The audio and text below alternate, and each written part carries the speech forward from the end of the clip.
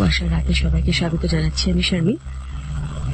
আজকে ঈদের দিনে আমাদের স্পেশাল এপিসোড রয়েছে, দুটোই ক্লাসিক নিয়ে আছে আজকে আয়োজন আছে। প্রথম গল্পটি আজকে হচ্ছে শরদিন্দু বন্দ্যোপাধ্যায় নীলকর, যেটা পড়ে শোনাবে সেতু।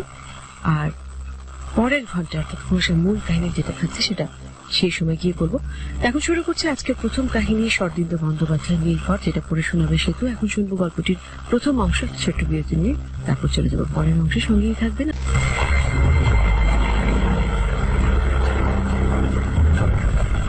সেদিন সন্ধ্যার পর আমরা মাত্র 3 জন সভ্য ক্লাবে উপস্থিত ছিলাম। আমি, বর্দা এবং একজন নতুন সভ্য হিরণময় বাবু। তিনি সম্প্রতি সিগারেট ফ্যাক্টরিতে চাকরি নিয়ে এখানে এসেছেন। সন্ধ্যা কাটাবার জন্য ক্লাবের সভ্য হয়েছেন। বেশ মিশুক এবং রসিক। ফাল্গুন মাস, খোলা জানালা দিয়ে বাতাস এসে টেবিলের উপর পাঠ করা খবরের কাগজখানাকে চঞ্চল করে তুলছে। মাথার উপর বিদ্যুৎ বাতিটা প্রখর ভাবে জ্বলছে। আমরা 2-4টা আবশ্যক কথা বলে নীরব হয়ে গেলাম। বর্দা কড়িকাছের দিকে তন্ময় চোখ তুলে বোধ করি নতুন ভৌতিক গল্প উদ্ভাবন করছেন। হিরণময় বাবু লম্বা একটা হোল্ডারে সিগারেট জুড়ে টানছেন এবং থেকে থেকে বর্দার দিকে দৃষ্টিপাত করছেন। আমি ভাবছি। হঠাৎ হিরণময় বাবু বললেন, বর্দা বাবু, আপনি নাকি ভূত দেখেছেন?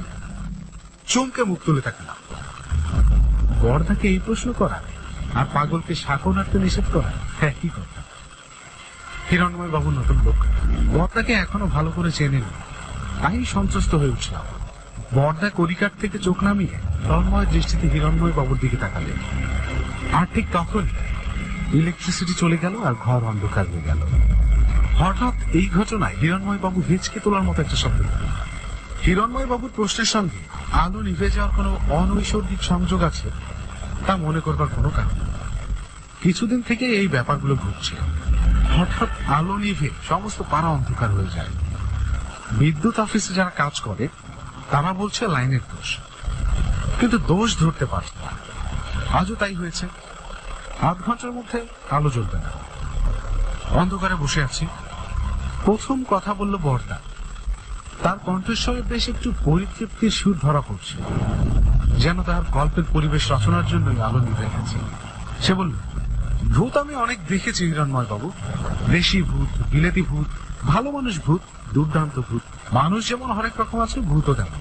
কিন্তু গত পৌষ মাসে যে ভূতটাকে দেখেছিলাম তার মতো অশ্লীল ভূত আমি জীবনেও দেখিনি। বড়দার গল্প ফাঁদবার টেকনিক আমার জানা। গোড়াতেই চমকপ্রদ একটা গল্প বলে শ্রোতাদের হতবুদ্ধি করে দেবে। তারপর শ্রোতারা সামলে উঠবার আগেই গল্প শুরু হবে। তখন আর তাকে থামাবার উপায় থাকে না। তার উপর আজ হিরণময় বাবু আগুনে বাতাস দিতেন। বললেন, অশ্লীল ভূত? অশ্লীল ভূত কিরকম? কাপড় চোপড় পরে না? বর্দা বলল, আসলে ঠিক ওরকম নয়। ভূতকে অশ্লীল কেন বলছি তা বুঝতে হলে গল্পটা শোনা দরকার। গত পৌষ মাসে আমি মছফর পড়ে গিয়েছিলাম। গল্প শুরু হয়ে গেল। অন্ধকারে হিরণময় বাবুর সিগারেটের আগুনটি থেকে থেকে জ্বলে আসে। দক্ষিণে বাতাস খবরের কাগজ নিয়ে ফরফর শব্দে খেলা করছে। তার মধ্যে বর্দার নিরলম্ব কণ্ঠস্বর শুনতে পাচ্ছি। মছফরপুর জেলায় আমাদের সামান্য জমি জমা আছে। জায়গাটার নাম নীলমহল। আগে সাহেবরা নীলের চাষ করত। তারপর নীলের চাষ যখন উঠে গেল তখন আমার ঠাকুরদা ওটা কিনেছিল।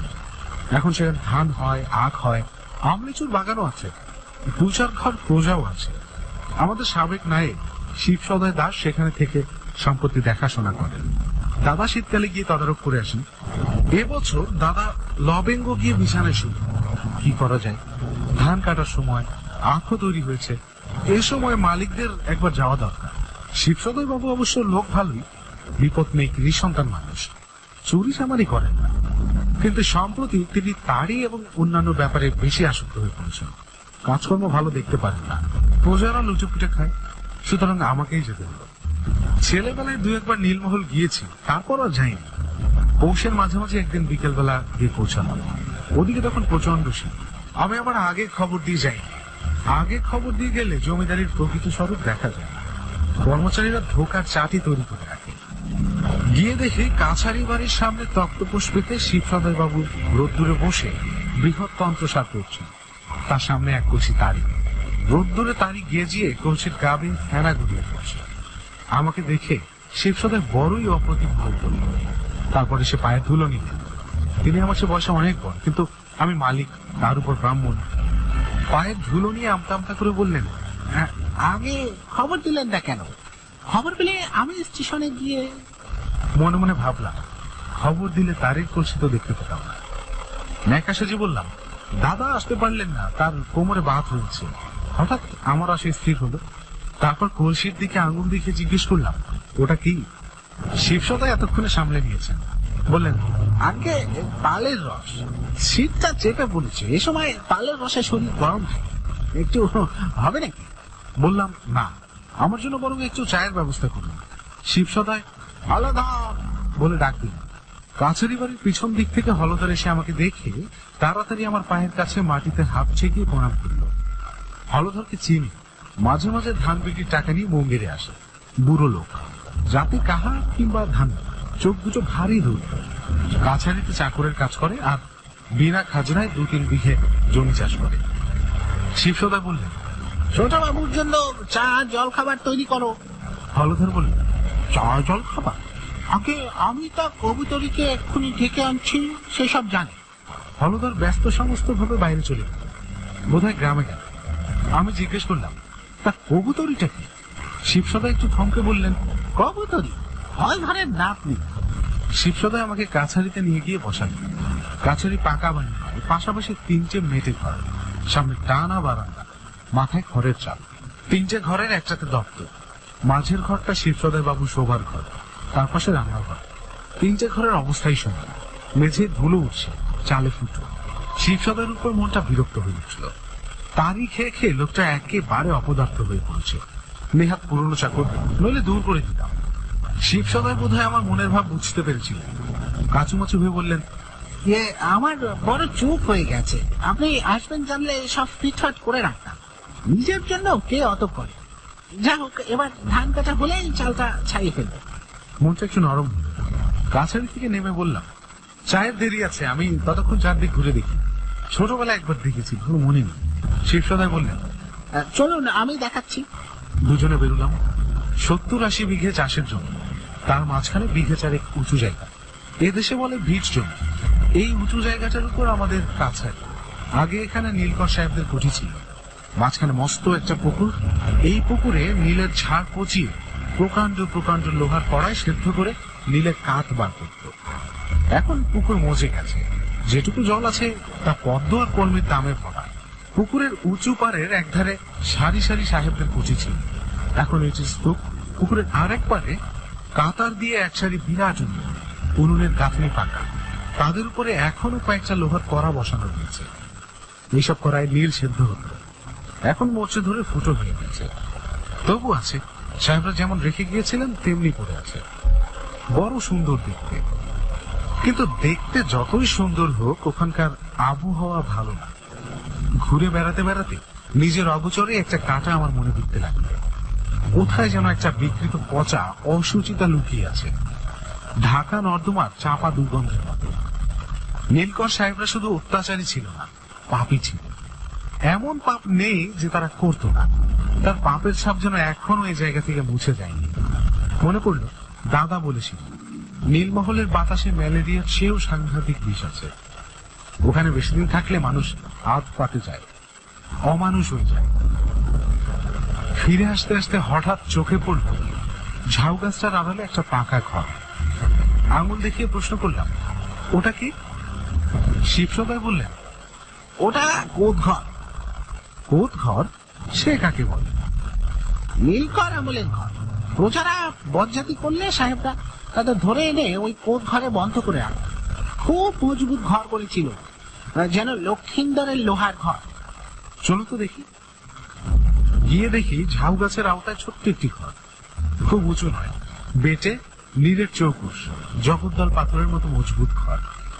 24 ইঞ্চি চওড়া একটা দেওয়াল, মোটা মোটা গড়াত লাগানো জানালার লোহার কবাট খোলা রয়েছে, দরজার লোহার কবাটও খোলা। দেখে আশ্চর্য হয়ে গেল। ইট কাঠ দরজা জানালা কিছুই নষ্ট হয়নি, 60-70 বছর ধরে দিব্যি অটুট রয়েছে। মনে হল কোদ ঘর কিনা তাই অটুট আছে। সাম্রাজ্য ভেঙে পড়ে, তার জায়গায় অন্য শাসনতন্ত্র আসে, কিন্তু কারাগার ঠিক খারাপ। মানুষ যখন সমাজ গড়েছিল তখন কারাগারও গড়েছিল। যতদিন একটা আছে ততদিন অন্যটাও থাকবে। দৌড়ের কাছে গিয়ে ভিতরে উঁকি মারলাম। মেঝে শান বাঁধা, দেওয়ালের চুনকাম এখনো বোঝা যায়। আমি শিবসদাকে বললাম, ঘরটা তো বেশ ভালো অবস্থাতেই আছে, ব্যবহার করেন না কেন? দরজা জানলা কি জাম হয়ে গেছে নাকি? শিবসদা আগে বলে থেমে গেল। আমি দরজার কবাট ধরে টানলাম। মরচে ধরা হাঁসকলি ক্যাচ ক্যাচ শব্দ হলো বটে, কিন্তু বেশ খানিকটা নয়। আমি শিবসদার পানি চাইলাম। তিনি উৎকণ্ঠিত ভাবে বললেন, সন্ধে হয়ে এলো, চলুন এবার ফেরা যাক। সূর্যাস্ত হয়েছে কি হয়নি, কিন্তু ঝাউ গাছ তলায় ঘোর ঘোর হয়ে এসেছে। কাছারি বাড়ি এখান থেকে বড়জোর 150। আমি দরজা ছেড়ে পা বাড়ালাম। ঠিক এই সময় আমার কানের কাছে কে যেন খিস খিস শব্দ করে হেসে উঠল। আমি চমকে ফিরে তাকালাম, কেউ নেই। উপর দিকে চোখ তুলে দেখলাম ঝাউ গাছের ডালগুলো একটা দমকা হাওয়া লেগে নড়ে উঠছে। তারই শব্দ, কিন্তু ঠিক মনে হলো যেন চাপা গলার হাসি। পুকুরের পাড় দিয়ে অর্ধেক পথ এসেছি। শিবসদা একটু হেসে বললেন, কোট ঘরের জানালা দরজা বন্ধ করা যায়, কিন্তু বন্ধ থাকে না, আপনা আপনি খুলে যায়। তার মানে?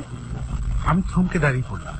শিবসদা বললেন, সেই জন্যই ঘরটা ব্যবহার করা যায় না, ওতে সাহেব থাকে। সাহেব থাকে? কোন সাহেব? আগে আছে একজন। শিবসদা একবার ঘাড় ফিরিয়ে পিছন দিকে তাকালেন, বললেন, এখন চলুন, রাত্রে বলবো। একটু বিরক্ত হলাম। লোকটাকে আমাকে ভূতের গল্প শুনিয়ে ভয় দেখাতে যায়নি। পীরের কাছে মামদোবাজি।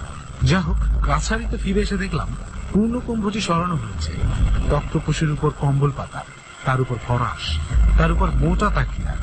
গদিয়ান হয়ে বসলাম। পশ্চিম আকাশে তখনও বেশ আলো, কিন্তু বাতাস ক্রমেই ঠান্ডা হয়ে আসছে। শিবসদায় ঘরে গিয়ে একটা পালা পোশাক গায়ে জড়িয়ে চৌকির কোণে এসে বসল। বোধহয় এই ফাঁকে শরীর গরম করা সঞ্জীবনী সুধা সেবন করিলেন। এই সময় একটা মেয়ে রান্নাঘর থেকে নেমে এলো, দু হাতে বড় কাঁসার থালার উপর চায়ের পেয়ালা আর জল খাবারের রেকাবি। চলনের ভঙ্গিতে বেশ একটু ঝমক আছে। হিন্দিতে যাকে বলে লচক। উচক্কা বয়স, নিটল পুরন্ত গরম। গায়ের রং ময়লা বটে, মুখখানাও সুন্দর বলা চলে না। পুরু ঠোঁট, চোয়ালের হাড় চওড়া, চোখের দৃষ্টি নরম নয়, কিন্তু সব মিলিয়ে একটা দুরন্ত আকর্ষণ আছে। হলধরের নাতনি কবুতরী আমার সামনে থালা রেখে আমার মুখের পানে চেয়ে হাসল।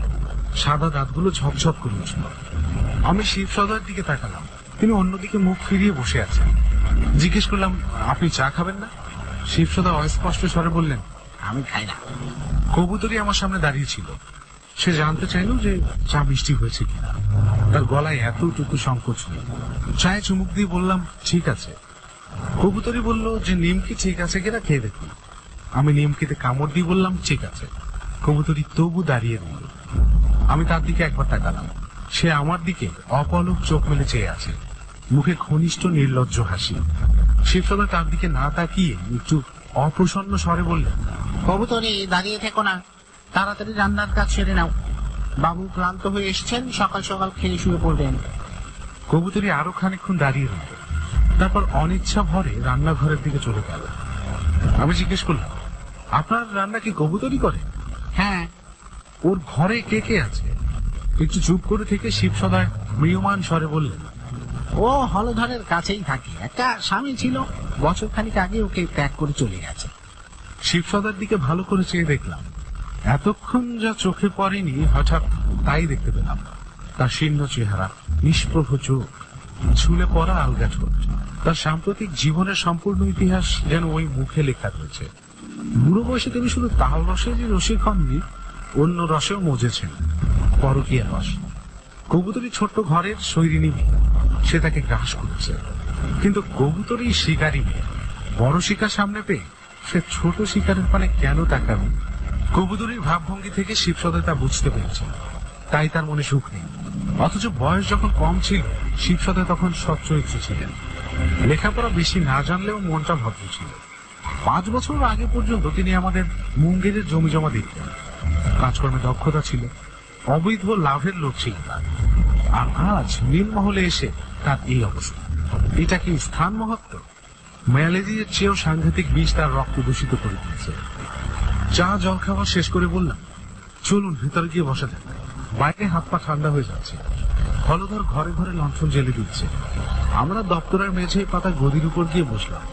শিবসদায় মচ্ছিভঙ্গ হয়ে আছে, মাঝে মাঝে চোখ বেঁকিয়ে আমার দিকে চাইছেন। বোধহয় বোঝবার চেষ্টা করছেন যে কবুতরির দিকে কতটা আকৃষ্ট হয়েছে। জিজ্ঞেস করলাম, রাত্রে শোবার ব্যবস্থা কিরকম? আমার সঙ্গে লেপ বিছানা সবই আছে। শিব সদাই বললেন, শোবার ঘরে আপনার বিছানা পেতে দিয়েছি, আমি এই গদির উপরেই রাত কাটিয়ে দেবো। সিগারেট ধরিয়ে তাকিয়ে ছেঁচ দিয়ে বসলাম। বললাম, এবার কোদ ঘরের সাহেবের গল্প বলুন। একটু বসুন, আমি রান্নার খবরটা নিয়ে আসি। বলে শিব সদাই উঠে গেলেন। মিনিট 5 পর আবার ফিরে এসে বসলেন। গন্ধ পেয়ে বুঝলাম শুধু রান্না পরিদর্শন নয়, শীতের অমোঘ মুষ্টিযোগ বেশ খানিকটা টেনেছে। তার চোখে মুখে সজীবতা ফিরে এসেছে। বললেন, আপনি কি সাহেবের কথা কিছু জানেন না? কিছুই জানি, কেউ কিছু বলেন। শিব সদাই তখন আরম্ভ করলেন, আমারও শোনা কথা। হলধর আর গায়ের 5 জনের মুখে যা শুনেছি তাই বলছি। 80-90 বছর আগেকার ঘটনা। তখন নীলকর সাহেবদের ব্যবসা গুটিয়ে আসছে। জার্মানির কারখানায় নীল তৈরি হয়েছে। সেই সময় এখানে যেসব সাহেব থাকতো তাদের মধ্যে একটা ছোড়া ছিল ভয়ঙ্কর পাজি। নীল চাষিরা তার নাম দিয়েছিল বিল্লি সাহেব। প্রজারা কিছু করলে তাদের ধরে এনে হাসতে হাসতে যেসব যন্ত্রণা দিত তা শুনলে এখনো গা শিউরে ওঠে। গ্রীষ্মকালে হাত পা বেঁধে রোদ্দুরে সারা দিন ফেলে রেখে দিত। শীতের রাত্রিরে পুকুরে গলা পর্যন্ত ডুবিয়ে দাঁড় করিয়ে রাখত। আঙুলের নখের উপর পেরেক ঢুকিয়ে দিত। আর কম বয়সী মেয়ে মানুষ দেখলে তো রক্ষে নেই। অন্য সাহেবরাও দরকার হলে প্রজাদের উপর অত্যাচার করত, ধরে এনে কোদ ঘরে বন্ধ করে রাখত। কিন্তু বিল্লি সাহেবের তুলনায় সে কিছুই নয়। বিল্লি সাহেব রোজ নতুন নতুন যন্ত্রণা দেবার ফন্দি বার করত। অন্য সাহেবরা তাকে সামলাবার চেষ্টা করত, কিন্তু পেরে উঠত না। একবার একটা প্রজা দাদনের টাকা নিয়ে গা ঢাকা দিয়েছিল। সাহেবরা তার সমস্ত বউকে ধরে কোদ ঘরে বন্ধ করে রেখেছিল। প্রজার উপর অত্যাচার করার মতলব তাদের ছিল না, প্রজাটাকেই জব্দ করাই ছিল উদ্দেশ্য। কিন্তু বিল্লি সাহেব মনে মনে অন্য ফোন দিয়ে এসেছিল। দুপুর রাত্রে অন্য সাহেবরা যখন ঘুমিয়ে পড়েছে তখন সে কোদ ঘরের তালা খুলে ঘরে চলে। বউটার কাছে ছোড়াছুরি ছিল না, কিন্তু তার 2 হাতে ছিল ভারী ভারী রূপোর বালা। এদেশে যাকে বলে কান্না, তাই দিয়ে সে মারলো বিল্লি সাহেবের রক্ত। সাহেব সেইখানে পড়ে মরে গেল, আর বউটা পালালো। অন্য সাহেবরা জেগে উঠেছিল, তারা ব্যাপার দেখে ভয় পেয়ে গেল। তখন দীনবন্ধু মিত্রের নীল দর্পণ বেরিয়েছে। লং সাহেব তার তর্জমা করে জেলে গেছে। এ সময় যদি এই ব্যাপার জানাজানি হয় তাহলে আর রক্ষে থাকবে না। সাহেবরা সেই রাত্রেই কোদ ঘরের মেঝে খুঁড়ে বিল্লি সাহেবকে কবর দিল। তারপরে মেঝে আবার সান বাঁধিয়ে ফেললো, বাইরে রটিয়ে দিল বিল্লি সাহেব দেশে ফিরে গেছে। এই ঘটনার 2-3 বছরের মধ্যেই নীলের ব্যবসা উঠে গেল। সাহেবরা জমিদারি বিক্রি করে দেশে চলে গেল, আর আপনার ঠাকুরদা কিনলেন। কোদ ঘরটা সেই থেকেই পড়ে আছে। শুনেছি গোড়ার দিকে ঘরটাকে গুদাম হিসেবে ব্যবহার করার চেষ্টা হয়েছিল, কিন্তু মুশকিল হলো এই যে ওর দরজা জানলা বন্ধ রাখা যায় না। যতবার বন্ধ করা হয় ততবার খুলে যায়। এমনকি দরজা তালা লাগালেও ফল হয় না, তালা আপনা আপনি খুলে যায়। তাই সকলের বিশ্বাস বিল্লি সাহেব ওখানেই আছেন। শিব সদাই চুপ করল। আমিও খানিকক্ষণ চুপ করে রইলাম। তারপর জিজ্ঞেস করলাম, বিল্লি সাহেবের ভূত কি কেউ দেখেছে? আগে না, কেউ কিছু চোখে দেখেনি। আপনিও দেখেননি? না, কিন্তু অনুভব করেছি একটা দুষ্ট প্রেতাত্মা আছে। বলে শিব সদাই চৌকিতে ঘাট ফিরিয়ে পিছন দিকে তাকান। আপনি প্রেতাত্মা বিশ্বাস করেন? মানে ভূত মানে? আগে সে কি কথা, প্রেতাত্মায় বিশ্বাস করবো না? আত্মা যদি থাকে প্রেতাত্মাও আছে। তা বটে। যারা আত্মার অস্তিত্বই বিশ্বাস করেন না তাদের কাছে যুক্তির কোনো মূল্য নেই, কিন্তু বিশ্বাসের তো একটা মূল্য আছে।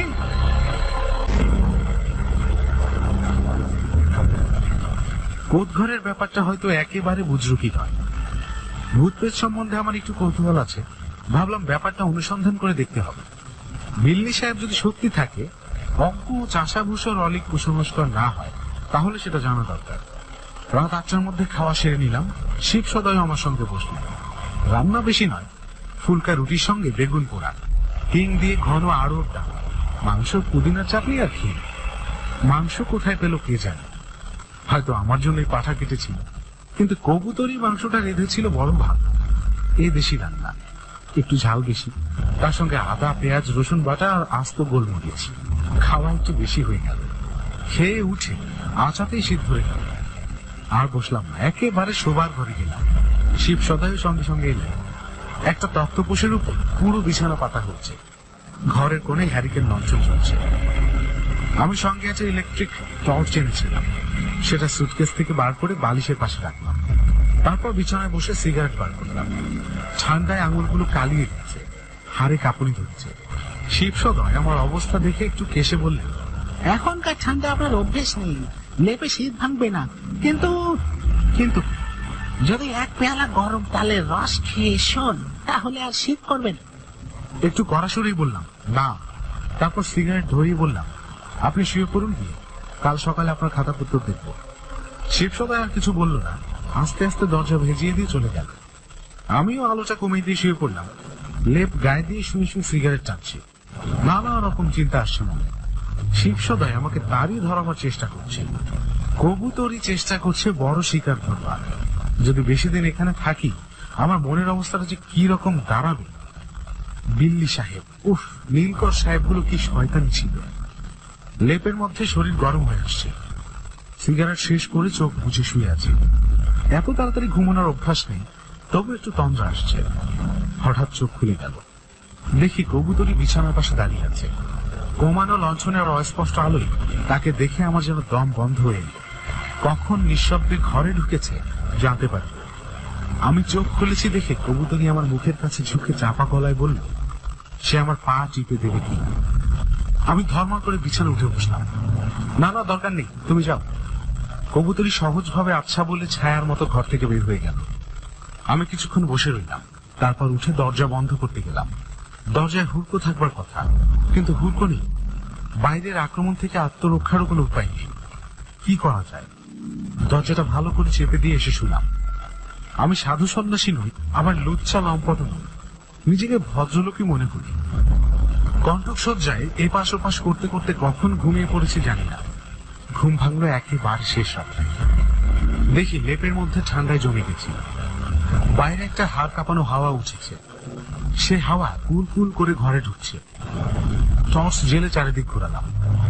মাথার দিকে একটা ছোট্ট জানালা আছে বটে, কিন্তু সেটা বন্ধ। দরজাও চাপা রয়েছে। মাটির দেয়ালে আলো ফেলে দেখলাম কোথাও ফুটো ফাটা আছে কিনা, কিন্তু তাও নেই। তারপর টর্চের আলো গিয়ে পড়লো চালের নিচে, সেখানে একটা মস্ত ফুটো। শেষ রাত্রের হাওয়া সেই ফুটো দিয়ে ঢুকছে। নিরুপায়, চালের ফুটো বন্ধ করা যাবে না। আগা পাঁচতলা লেপ মুড়ি দিয়ে শুয়ে রইলাম, কিন্তু হাড়ের কাঁপুনি গেল না। মনে হলো এই সময় শিব সদয় বাবুর তালের রস পেলে কাজ হতো। হাত ঘড়িটা দেখলাম, 5টা বাজতে কয়েক মিনিট বাকি। এখনো সকাল হতে 1.5 ঘন্টা। বিছানায় উঠে বসে সিগারেট ধরলাম। গোটা 3 সিগারেট পরপর টানলাম, কিচ্ছু হলো না। লাঠির ঢেকে চড়ে ওঠে না। ভাবছি এবার কি করব। লঞ্চনটাকে কোলে নিয়ে বসলে কেমন হয়। এমন সময় দৌড় ছেলে কবুতরি ঘরে চলল। তার হাতে চায়ের পেয়ালা। বাক্য ব্যয় না করে পেয়ালা হাতে নিলাম। এক চুমুক দিতেই জিভটা যেন পুড়ে গেল, কিন্তু শরীরের মধ্যে তৃপ্তি ভরে উঠতে লাগলো। রক্ত গরম হওয়ার তৃপ্তি। সেদিন বেলা 9টার সময় দপ্তরে গিয়ে বসলাম। শিব সদাইকে বললাম, ও ঘরে আর আমি শোবো না, আজ থেকে কোদ ঘরে আমার শোবার ব্যবস্থা করুন। শিব সদাই আমার সাথে খেতে বসে বলল, দেখুন, আমার ভয় করছে যদি কিছু ঘটে। বললাম, কিছু ঘটবে না, বরং এ ঘরে শুলে নিউমোনিয়া ঘটবার সম্ভাবনা আছে। আমি কোদ ঘরে পৌঁছালাম। দরজা জানালা খোলা রয়েছে। ঘরে বোধ হয় ধূপধুনো দিয়েছিল, এখন একটু গন্ধ লেগে আছে। তক্তপোষের উপর বিছানা পাতা, লেপ বালি সবই আছে। হলধর ধূর্ত চোখে আমার দিকে চেয়ে বলল, সব ঠিক আছে বাবু। বুড়োটা সব জানে, সব বোঝে, কিন্তু কথা বেশি বলে না। টর্চ, সিগারেটের টিন আর হাত ঘড়ি বালিশের পাশে রাখলাম। ঘরের চারিদিকে একবার তাকিয়ে বললাম, সবই ঠিক আছে, তোমরা এবার যাও। জানালাটা আপাতত খোলা থাক, পরে বন্ধ করবো। দরজা ভেজিয়ে দিয়ে যেও। শিব সদাই একটু খুঁতখুত করলেন, তারপর লণ্ঠন নিয়ে বাইরে গেলেন। হলধর নিজের হাতের লণ্ঠনটি একটু উস্কে দিয়ে তক্তপোষের শিয়রের কাছে রাখলো। ধূর্ত চোখে আমার পানে চেয়ে ঘাড় হেলিয়ে যেন ইশারা করলো। তারপর ঘরের বাইরে গিয়ে লোহার দরজা ভেজিয়ে দিল। মোর্চে ধরা হাঁস কলে ক্যাচ ক্যাচ শব্দ হলো।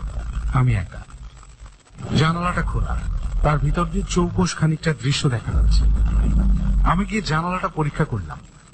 জানালায় সিটকিনি আছে, ভিতর থেকে বন্ধ করা যায়। পাল্লা দুটো নেড়ে দেখলাম সচল আছে। দরকার হলে বন্ধ করা যাবে। ফিরে এসে বিছানায় বসলাম। তাড়াতাড়ি করে সিগারেট ধরাতে গিয়ে লক্ষ্য করলাম আলোটা আস্তে আস্তে নিভে এসছে। তেল ফুরিয়ে গেল নাকি? কিন্তু তা তো হওয়ার কথা নয়। সমস্ত রাত জ্বলবে বলে হলধর লঞ্চনে তেল ভরে দিয়েছে। তবে আলোটা দপদপ করলো না, কমতে কমতে নীল হয়ে নিভে গেল, যেন কেউ কল ঘুরিয়ে নিভিয়ে দিল। ঘর অন্ধকার। জানালা দিয়ে কেবল বাইরের ফিকে জ্যোৎস্না দেখা যাচ্ছে। আমি মনটাকে শক্ত করে নিয়ে আবার সিগারেট ধরাতে গেলাম। ক্যাচ করে একটা শব্দ হলো। চোখ তুলে দেখি লোহার দরজা আস্তে আস্তে খুলে যাচ্ছে। তারপর কানের কাছে শুনতে পেলাম খিস খিস হাসির শব্দ। ধর্মরি বিছানা ছেড়ে উঠে দাঁড়ালাম, কিন্তু হাসি বন্ধ হলো না। কানের কাছে খিস খিস শব্দ চলতে লাগলো। এবার আর ঝাউপাতা শব্দ বলে ভুল করবার কোনো উপায় নেই। হাসি বটে, একটা অসভ্য অশ্লীল হাসি। হাসি অনেক রকম আছে। প্রাণ খোলা হাসি, বিদ্রুপে পেঁচানো হাসি, মুরব্বিয়ানার হাসি, কাষ্ঠ হাসি। এই হাসি ও ধরনের নয়। এই হাসির বর্ণনা করা শক্ত। এই হাসি শুনলে মনে হয় এর পিছনে অকথ্য নোংরামি লুকিয়ে আছে। যে হাসছে তার মনের পাক শ্রোতার গায়ে লেগে যায়, গা ঘিন ঘিন করে। আমার গা তো ঘিন ঘিন করলই, তার উপর শির দ্বারা শিরশির করে উঠল। কতটা ভয়, কতটা ঘৃণা বলতে পারবো না। তবে ভূত আছে, দিল্লি সাহেব প্রাসাদের অলিক কল্পনা নয়। ভূতের সঙ্গে গা শোকাশুকি আমার নতুন নয়। জানি ভয় পেলেই বিপদ। আমি জোর করে নিজেকে শক্ত করে নিলাম। তারপর সিগারেট ধরলাম। নিভে যাওয়া লঞ্চনটা নেড়ে দেখলাম, তাতে তেল ভরা আছে। লঞ্চন আবার জ্বালালাম। লোহার দরজা টেনে আবার বন্ধ করলাম। তারপর খোলা জানালাটা বন্ধ করে ছিটকিনি লাগিয়ে দিলাম। দেখি এবার কি হয়। ইতিমধ্যে হাসি থেমে গিয়েছিল। আমি বিছানায় এসে বসলাম। লঞ্চন আর নিভল না। কিছুক্ষণ পর আর এক রকমের শব্দ কানে আসতে লাগলো। এই শব্দ খুব বৈধ, যেন একটা কুকুর নিঃশ্বাস টেনে টেনে কি শুকছে আর ঘরময় ঘুরে বেড়াচ্ছে। বন্ধ ঘরে সিগারেটের ধোঁয়া তাল পাকাচ্ছে। হঠাৎ মনে হলো প্রেতটা সেই গন্ধ শুকছে নাকি। হয়তো যখন বেঁচে ছিল খুব সিগারেট খেত। একটা অত্যন্ত দুষ্ট প্রকৃতির অতৃপ্ত ক্ষুধিত প্রেতাত্মা এখানে আছে, সন্দেহ নেই। কিন্তু প্রেতাত্মাদের শরীর ধারণ করবার ক্ষমতা থাকলেও দৈহিক অনিষ্ট করবার ক্ষমতা বেশি নেই। পাশ্চাত্য দেশে পোলটারজিস্ট নামে একরকম বিদেহী আত্মার কথা জানা আছে, যারা শূন্য ঘরে বাসন কোসন ভাঙে, টেবিলের উপর থেকে জিনিস ঠেলে মাটিতে ফেলে দেয়, আরো নানা রকম ছোটখাটো উৎপাদ করে। কিন্তু এর বেশি কিছু করতে পারে না।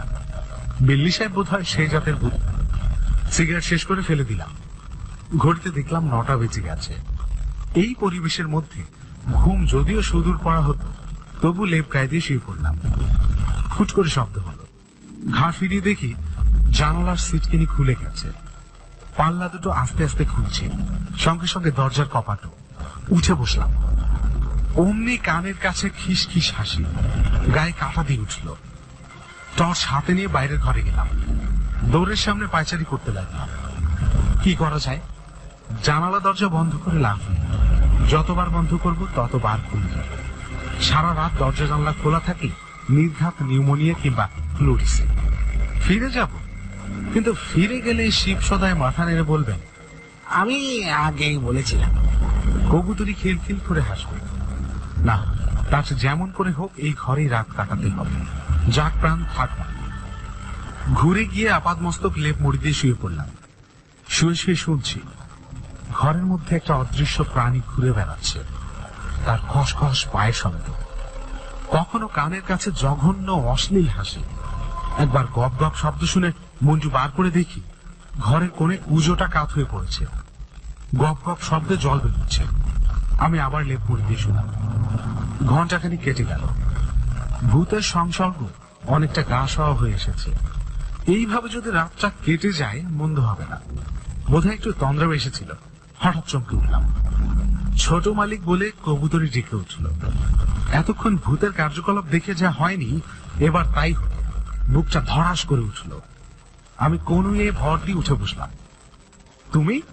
তোমার এখানে কি দরকার? লঞ্চনের আলোতে কবুতরির দাঁত ঝকঝক করে উঠল। সে বলল যে সে ছোট মালিককে দেখতে এসেছে। আমার গলাটা বুঝে বললাম, তোমার কি ভূতের ভয় নেই? কবুতরি খিলখিল করে হেসে বলল, ভূতের ভয় আবার কি জিনিস? এই সময় চোখে পড়লো কবুতরির পিছনে ঘরের দরজা আস্তে আস্তে বন্ধ হয়ে যাচ্ছে। এ কি? বলে আমি লাফিয়ে বিছানা থেকে নামলাম। তারপর এক বিশ্রী কাণ্ড, কবুতরী হঠাৎ চিৎকার করে মাটিতে পড়ে গেল। আমি সম্মোহিত হয়ে দেখছি সে উঠবার চেষ্টা করছে, কিন্তু উঠতে পারছে না। প্রাণপণে শুধু চেঁচাচ্ছে, যেন একটা অদৃশ্য মূর্তির সঙ্গে সে ধস্তাধস্তি করছে। তার গায়ের কাপড় আলু থালু হয়ে যাচ্ছে। আমি আর থাকতে পারলাম না। এই অবস্থায় কি করা উচিত ছিল আমি জানি না, কিন্তু আমি ঘর থেকে ছুটে বেরিয়ে এলাম। দরজা তখন পুরোপুরি বন্ধ হয়ে যায়নি, পাশে বন্ধ হয়ে যায় এই ভয়েই বোধহয় পালিয়ে এলাম। বাইরে এসে দেখি একটা লোক ছুটতে ছুটতে দিকে আসছে। হলধর কাছেই কোথাও ঘাপটি মেরে বসেছিল। কবুতরীর চিৎকার শুনতে পেয়েছে সে। হলধর এখানে কেন, এই প্রশ্ন তখন মনে আসেনি। পরে বুঝেছিলাম হলধর কবুতরীকে ওর ঘরে পৌঁছে দিতে এসেছিল, তারপর ঘরে ফিরিয়ে নেবার জন্য কাছে বসে অপেক্ষা করছিল। কি হয়েছে বাবু? হলধর হাঁপাতে হাঁপাতে এসে দাঁড়ালো। আমি কি বলবো, দরজার দিকে আঙুল দেখিয়ে বললাম কবুতরী। দরজা তখন বন্ধ হয়ে গেছে। ভেতর থেকে কবুতরীর চিৎকার আর গোঙানির শব্দ আসছে। হলধর দরজার উপর ঝাঁপিয়ে পড়ল। আমিও গেলাম। যে দরজা বন্ধ রাখা যেত না, সে দরজা এখন আর খোলা যায় না। দুজনে ধরে টানতে লাগলাম। অতি কষ্টে একটু একটু করে দরজা খুলল। দেখি লণ্ঠনটা উল্টে গিয়ে দপদপ করছে। কবুতরী লণ্ঠনের কাছে মাটিতে গড়াগড়ি খাচ্ছিল। আমরা ঢুকতেই সে যেন ছাড়া পেল। তার চুল এলোমেলো, কাপড় ছিঁড়ে গেছে, পাগলের মতো চেহারা তার। সে উঠে চিৎকার করতে করতে ঘর থেকে ছুটে বেরিয়ে গেল। হলধর তার পিছনে ছুটল। আমি কি করব ভাবছি, কানের কাছে সেই অসভ্য বেয়ারা হাসি শুনতে পেলাম। আমিও ছুটলাম। এই সময় ইলেকট্রিক বাতি কয়েকবার চিরিক মেরে জ্বলে উঠছিল। এতক্ষণ অন্ধকারের পর তীব্র আলোকে বড়দার মুখ ফ্যাকাশে দেখালো। সে আলোর দিকে একবার চোখ তুলে নীরস স্বরে বলল, এই গল্প। দুদিন পর আমি নীলমহল থেকে চলে এলাম। বেশি দিন থাকতে সাহস হলো না। নীলকর সাহেবরা গিয়েও যায়। তাদের মনের পাপ প্রেত মূর্তি ধরে এখনো সেখানে ঘুরে বেড়াচ্ছে। কবুতরী সেই যে কোতঘর থেকে পালিয়েছিল, আর তাকে দেখি। সে রাত্রে সে কি অনুভব করেছিল তার জানা হয়নি। তবে যতটুকু চোখে দেখেছিলাম তা থেকে অনুমান করা শক্ত নয়। হিরণময় বাবু আমাদের দিকে একটি করে সিগারেট দিলেন, নিজে একটু ধরলেন, বললেন, খাসা গল্প, শুধু ভূত নয়, রসও আছে। তবে আলো নিবে না গেলে এতটা জমতো কিনা বলা যায় না। বলেই হো হো করে হেসে উঠল।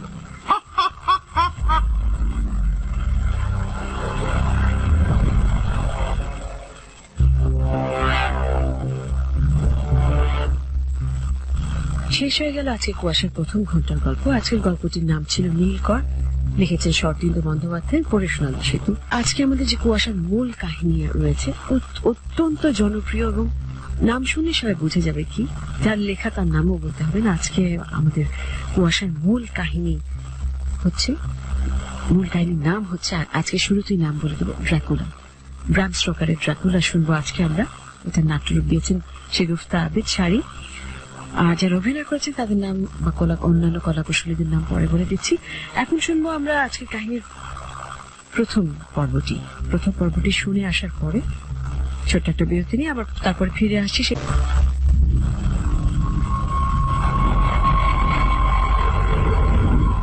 বন্ধু কার্পেথিয়ানে স্বাগত জানাচ্ছি আপনাকে। বুঝতেই পারছেন আপনার সাথে দেখা করার আশা নিয়ে অধীর হয়ে দিন করছি। আগামীকাল আপনার যাত্রা শুরু হবে। আপনার জন্য আপনার হোটেলের সামনে একটা ভাড়াটে ঘোড়ার গাড়িতে একটি আসন সংরক্ষিত থাকবে, শুধুই আপনার জন্য।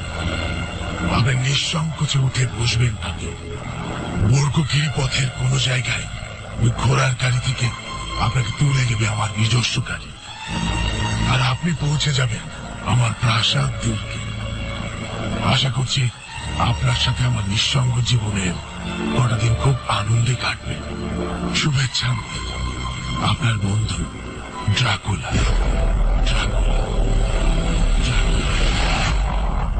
আমাদের আজকে কুয়াশার গল্প ব্রাম স্টোকারের ড্রাকুলা।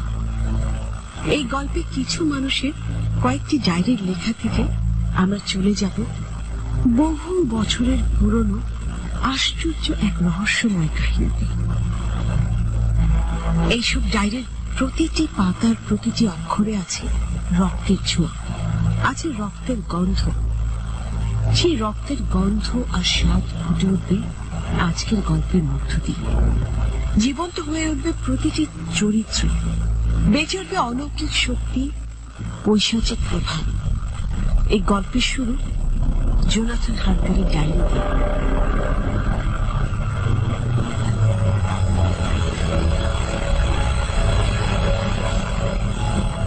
জোনাথন হার্কার। আজকের গল্পের পৈশাচিক থাবার প্রথম শিকার। ইংল্যান্ডের কিছু পোড়ো বাড়ি কিনে নেওয়ার জন্য জোনাথনকে আমন্ত্রণ জানায় ড্রাকুলা। জোনাথনও খুশি হয়, কারণ এত বড় একটা ডিল তার ওকালতের ক্যারিয়ার তৈরিতে যথেষ্ট। কিন্তু কাউন্ট ড্রাকুলার দেশ ট্রান্সিলভেনিয়া সম্পর্কে মানচিত্রে বা কোনো বইপত্রে কিছুই পাওয়া যায়নি। যদি এটা আপনার মা আপনার হাতে তুলে দিতেন, তবে কি আপনি এটা ফিরিয়ে দিতে পারতেন?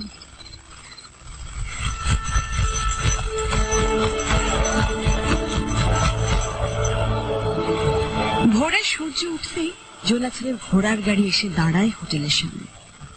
সূর্যটাকে বড় বেশি মলিন মনে হয় জোনাথনের।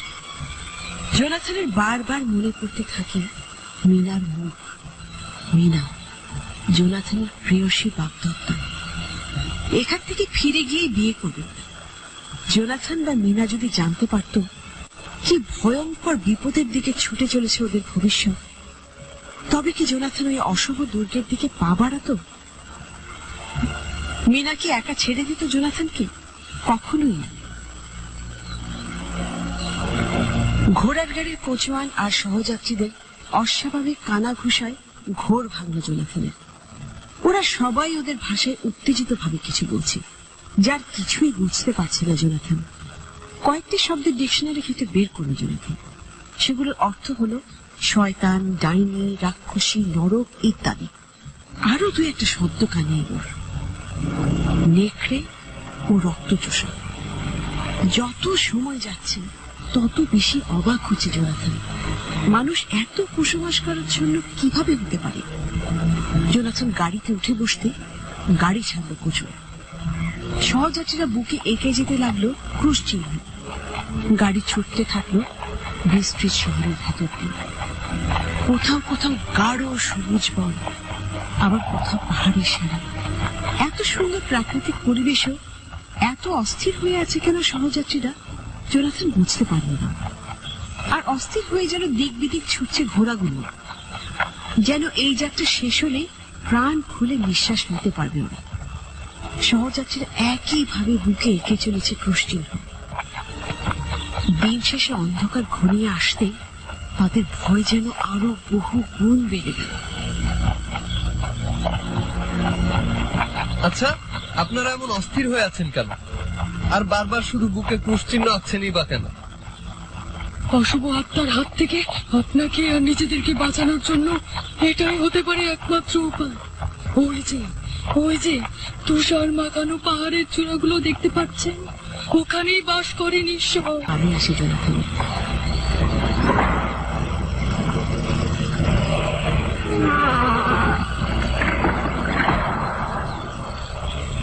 সে শুনতে পায় যেন বহুদিন না খোলা মরচে ধরা তালা খোলার শব্দ।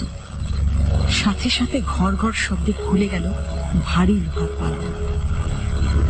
গলা থেকে পা পর্যন্ত কালো আলখিল্লায় ঢেকে দাঁড়িয়ে আছে একজন দীর্ঘকায় বৃদ্ধ। ডান হাতটা বাড়িয়ে আন্তরিকতার সুরে জোনাথনকে আমন্ত্রণ জানালেন সেই বৃদ্ধ।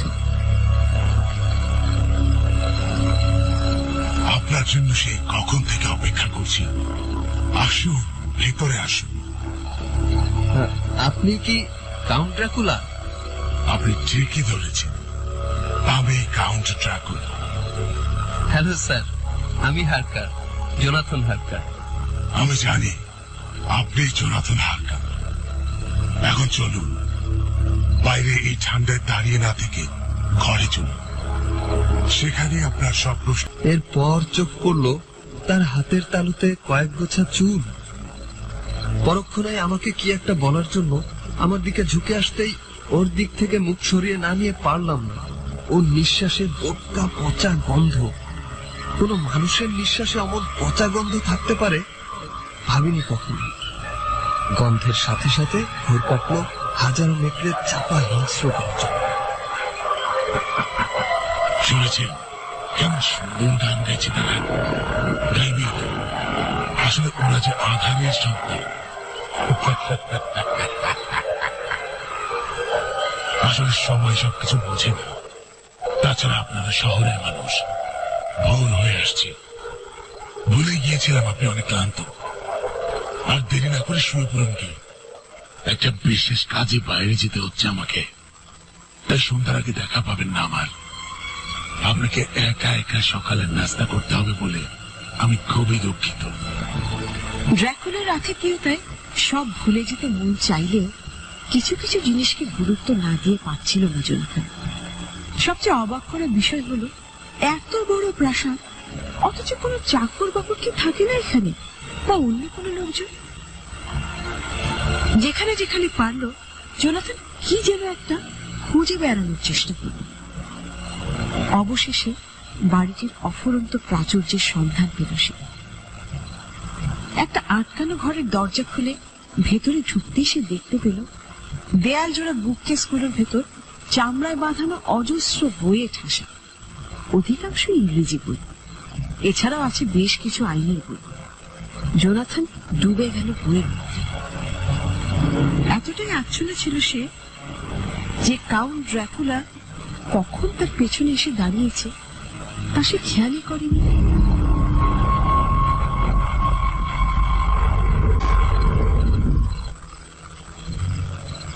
চমৎকার মিস্টার হারকার, আপনিও দেখছি আমার মতো বইয়ের পোকা। আরেকটা জিনিস খেয়াল করেছেন, বইগুলোর বেশিরভাগই ইংরেজি। আসলে ইংরেজি আর ইংরেজদের আমার খুবই ভালো লাগে। আমার জীবনের একটা বড় ইচ্ছা লন্ডনে বাড়ি করে স্থায়ীভাবে সেখানেই বসবাস করব। তাই ইংরেজিটা মোটামুটি ভালোই আয়ত্ত করে নিয়েছি। মোটামুটি বলছেন কেন কাউন্ট? আপনি তো একেবারে ইংরেজদের মতো করেই কথা বলেন। আসলে পালিয়ে বলছেন আপনি, তবে গ্রামারটা ভালোই আয়ত্ত করে নিয়েছি। আর কাজ চালানোর মতো কিছু শব্দও শিখে নিয়েছি। খামাখা বিনয় করছেন কেন কাউন্ট? আমার মতো যে কেউই বলবে চমৎকার ইংরেজি জানেন আপনি। তবু আপনার কাছ থেকে ভাষাটা একটু ঝালিয়ে নিতে চাই। অবশ্যই, আমার সাধ্যমতো চেষ্টা করব আমি।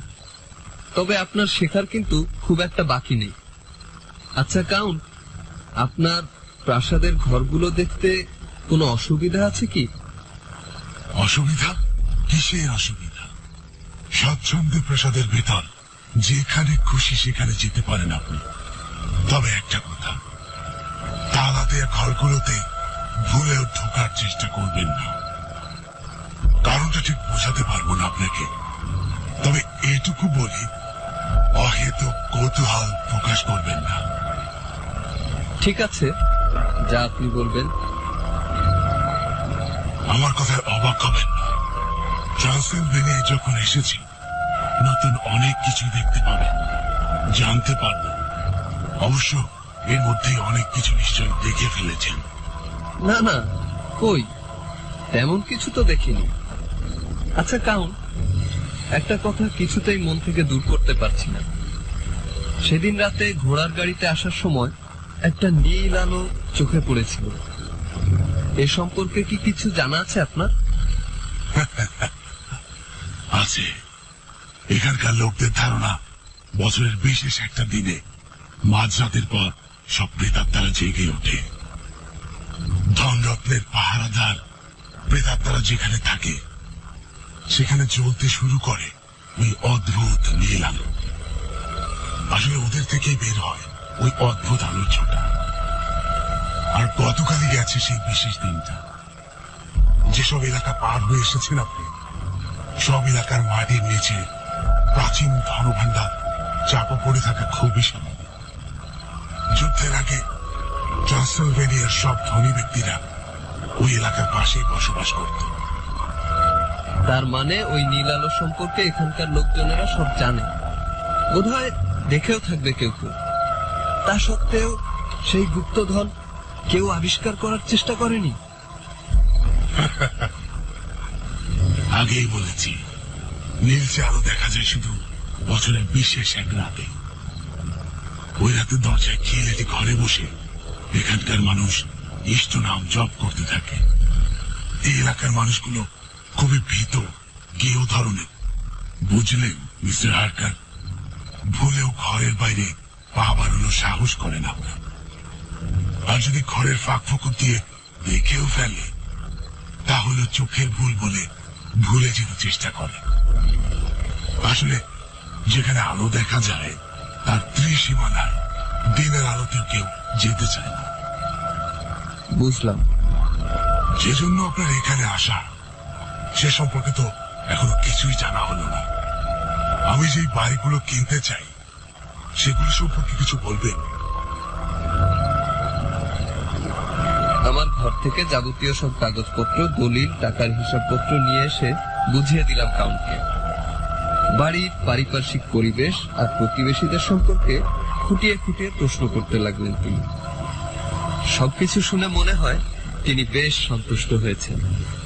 স্পষ্টই বোঝা গেল চারধারে উঁচু পাথরের দেয়াল দিয়ে ঘেরা 20 একর জমির উপর গাছপালায় ছাওয়া আর গির্জাওয়ালা বহু পুরনো লন্ডনের এই নির্জন বাড়িটা কিনতে পেরে খুব খুশিই হয়েছেন তিনি। সেখানেও নিশ্চয়ই তিনি একাই থাকবেন। কিন্তু উনি এত একা থাকতে ভালোবাসেন কেন? ধীরে ধীরে কেন যেন ওর কথাবার্তার ধরন ধারণ আমার মোটেও ভালো লাগছে না। ওকে হাসতে দেখলেই চমকে উঠি। কেমন যেন ভয়ঙ্কর মনে হয় হাসিটা। সারা রাত অকারণ বকবক করে ভোর হওয়ার আগেই বিদায় নিয়ে চলে গেলেন কাউন্ট। বলে গেলেন আজও সারাদিন তিনি ব্যস্ত থাকবেন, অর্থাৎ আজ দিনের আলোয় কাউন্টকে দেখার সৌভাগ্য আমার হবে না। কাউন্টের ব্যবহার ক্রমেই রহস্যময় মনে হতে থাকে জোনাথনের কাছে। তার সৌজন্যতায় প্রথমে জোনাথনের মনে হয়েছিল সে এখানে নিরাপদ, কিন্তু এখন আর তার মনে হচ্ছে না। সারাটা প্রাসাদে কাউন্ট ছাড়া আর কোনো মানুষের ছায়াও দেখেনি জোনাথন। আর ওই দিন সকালে এমন একটা কাণ্ড করে বসলেন কাউন্ট, যেটার জন্য একেবারেই প্রস্তুত ছিলেন না জোনাথন। আয়নার দিকে তাকিয়ে এক মনে দাড়ি কামাচ্ছিল সে। আয়না কোনো প্রতিবিম্ব পড়ার আগেই তার কানে এলো ভারী গলার আওয়াজ। Hello mister হারকার। জোনাথন ভয়ে কেঁপে উঠছে। সে আয়নায় ড্রাকুলার প্রতিবিম্বও দেখতে পাচ্ছে না, দরজা খোলার শব্দও পাইল, এমনকি তার পায়ের শব্দও না। চমকে ওঠায় জোনাথনের চিবুকের কাছে খানিকটা জায়গা কেটে যায়, আর সেখান থেকে ঝরে পড়া রক্ত দেখে ড্রাকুলার চোখে কেমন একটা তৃষ্ণার্ত লোভী লোলুপ দৃষ্টি দেখতে পাচ্ছে। হঠাৎ ড্রাকুলার ছুটে এসে চেপে ধরে জোনাথনের গলা, আর ঠিক এমন সময় ড্রাকুলার হাত জোনাথনের বুকে ঝুলানো ক্রুশটাকে স্পর্শ করে, আর সাথে সাথে এক ঝটকায় কয়েকটা পিছিয়ে গিয়ে আবার তেড়ে আসে জোনাথনের দিকে। কি মনে করে জোনাথনের দাড়ি কামানোর আয়নাটা জানালা দিয়ে ছুঁড়ে ফেলে দেয় রাতের অন্ধকারে। তারপর পর মুহূর্তে আবার স্বাভাবিক হয়ে যায় সে। দেখুন তো গালে কতটা কেটে ফেলেছেন। এত অন্যমনস্ক হলে কি চলে? ওসব আজে বাজে জিনিস নিজের কাছে রাখবেন না।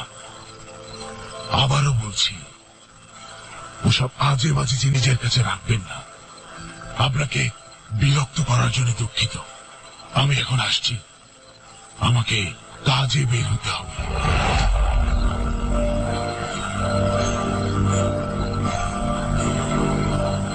মিনা, হঠাৎ করেই মনে হচ্ছে লোকালয় থেকে বহু দূরে নির্জন এক রহস্যময় প্রাসাদ দুর্গে আমাকে বন্দি করে রাখা হয়েছে। মিনা, সত্যি বলতে দ্বিধা নেই যে ভয় পেয়েছি। আমি টের পাচ্ছি ভয়ঙ্কর কিছু ঘটতে যাচ্ছে, খুবই ভয়ঙ্কর।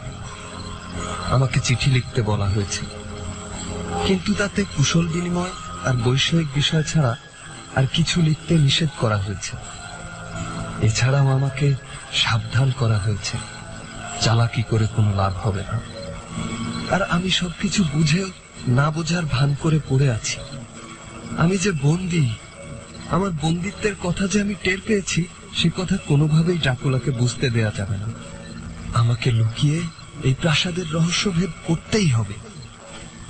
দিনের বেলা কাউন্ট যখন বাড়িতে ছিলেন না, তখন আমি সবগুলো ঘরে ঢোকার চেষ্টা করেছিলাম।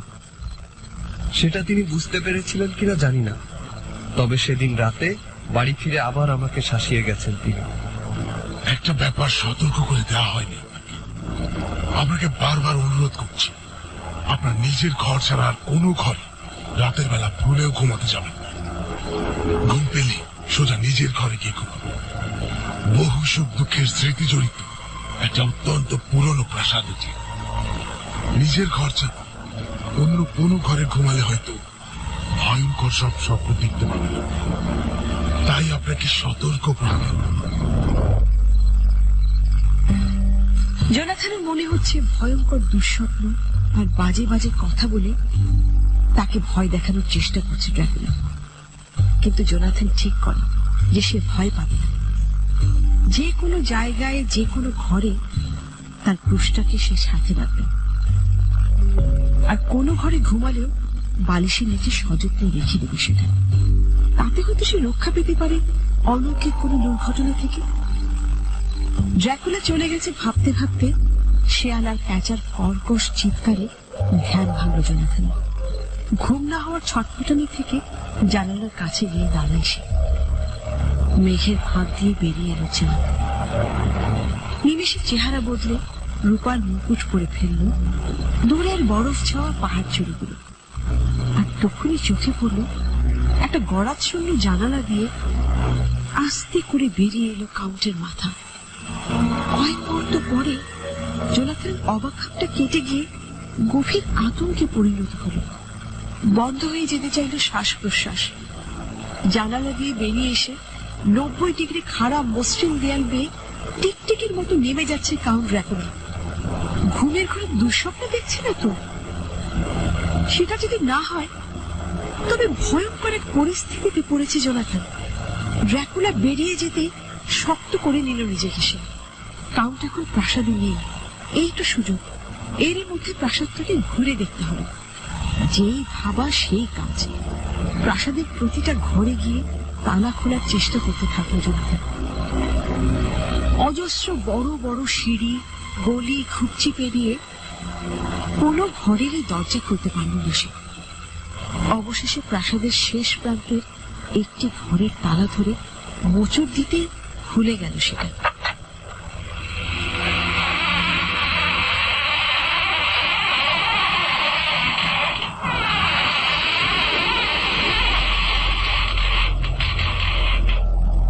ঘরের ভেতর গভীর নিস্তব্ধতা। জানালার একপাশে পাল্লা খুলে জোনাথন বসে পড়ল একটা চেয়ারে। সামনে একটা টেবিলে নামিয়ে রাখলো বাতিটা।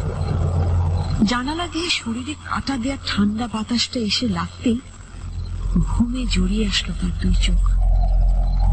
কাউন্টের সতর্ক বাণীও পাত্তা পেল না সেই ঘুমের কাছে। ঘুম বিভোর হতেই তার মনে হলো সেই ভূতি ঘরে আর একা নেই। চোখ খুলতেই দেখতে পেল আরো উজ্জ্বল হয়ে ঘরময় ছড়িয়ে পড়েছে চাঁদের আলো। ডান পাশে চোখ করতেই সে দেখল রাজকীয় পোশাক পরা 3 জন সুন্দরী রমণী বসে আছে 3টা চেয়ারে। নাচের ধীর ছন্দে ওরা এগিয়ে আসতে লাগলো জোনাথনের দিকে। কাউন্টের মতোই নাক ওদের, আর রক্তাক্ত দেখলো চোখ, মাথায় সোনালি চুল। একই সঙ্গে কেমন নিষ্প্রাণ ভাবে খিলখিল করে হাসছে ওরা।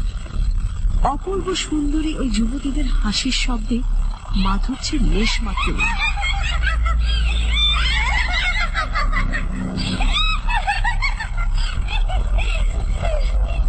হঠাৎ থেমে গেল সেই হাসি।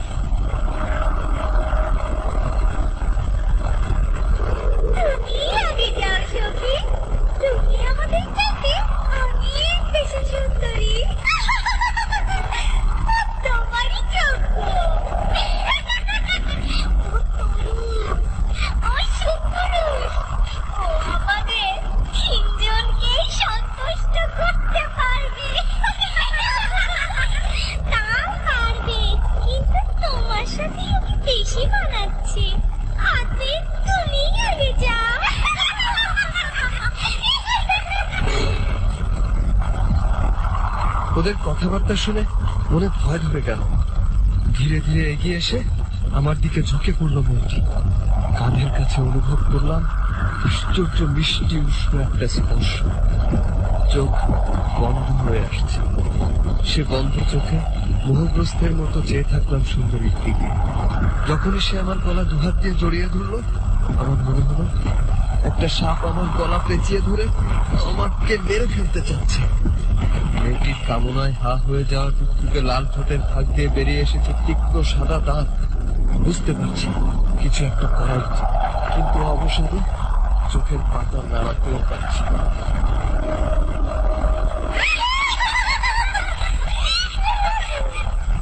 দেখেছো এই তরুণীর চোখগুলো চকচকে আর সুন্দর।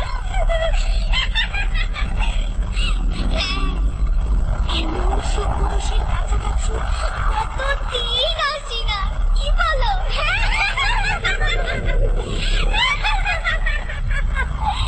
কিন্তু তার নরম কোমল চামড়া খেয়াল করেছো? একদম যেন শিশুদের মতো। সেই জন্যই তো আরো বেশি করে রক্তের গন্ধ পাচ্ছি।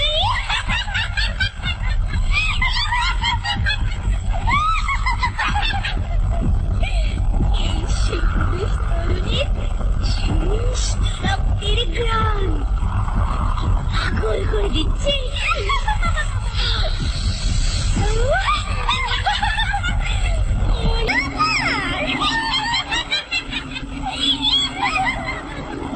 বিছানায় শুয়ে খুব ক্লান্ত হয়ে পড়েছেন নিশ্চয়ই।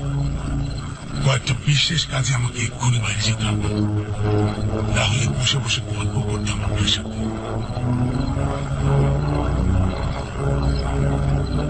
ড্রাকুলা বেরিয়ে যেতেই এত বড় আঘাত আর হুমকি খাওয়া সত্ত্বেও ঢলে পড়লাম গভীর ঘুম। ঘুম ভাঙার পর কি মনে করে ভয়ে ভয়ে নিজের ব্যাগ খুলতে চমকে উঠলাম। আমার লুকিয়ে চিঠি লেখার মতো কোনো কাগজ, এমনকি প্রাসাদ থেকে বেরোনোর মতো কাপড় চোপড় কিছুই নেই। এক কুকুরের হিংস্র চিৎকার।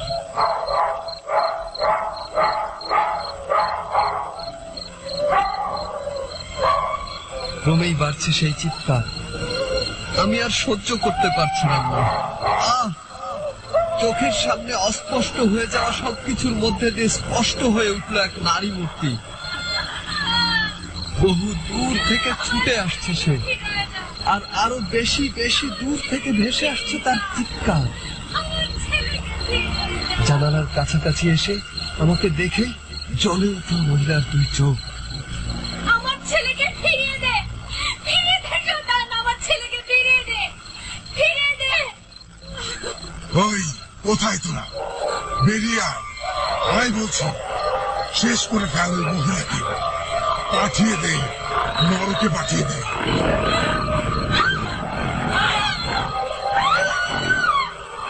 এদিকে মহিলার করুণ কান্নায় বুক ভেঙে যেতে লাগলো, আর ওদিকে ড্রাকুলার ভয়ঙ্কর রুক্ষ কর্কশ চিৎকারে মাথার উপর যেন আকাশ ভেঙে পড়তে লাগলো। এর সাথে যোগ হলো হাজার হাজার নেকড়ে আর কুকুরের হিংস্র গর্জন। ধক করে জ্বলতে থাকা হাজার হাজার চোখ ছুটে আসতে থাকলো মহিলাটার দিকে। কয়েক মুহূর্তে থেমে গেল সন্তান হারানো মায়ের চিৎকার। নেকড়ের হুটোপুটিতে বুঝতে পারলাম ছিঁড়ে খুঁড়ে খেয়ে ফেলা হয়েছে তাকে। এত কিছুর পর একটা কথাই মনে হতো, কিভাবে আসবে আমার মৃত্যু দূত? কিভাবে মরবো আমি? না না, বাঁচতে হবে আমাকে, আমাকে বাঁচতেই হবে। মিনা, তোমার জন্য হলেও আমাকে বাঁচতেই হবে।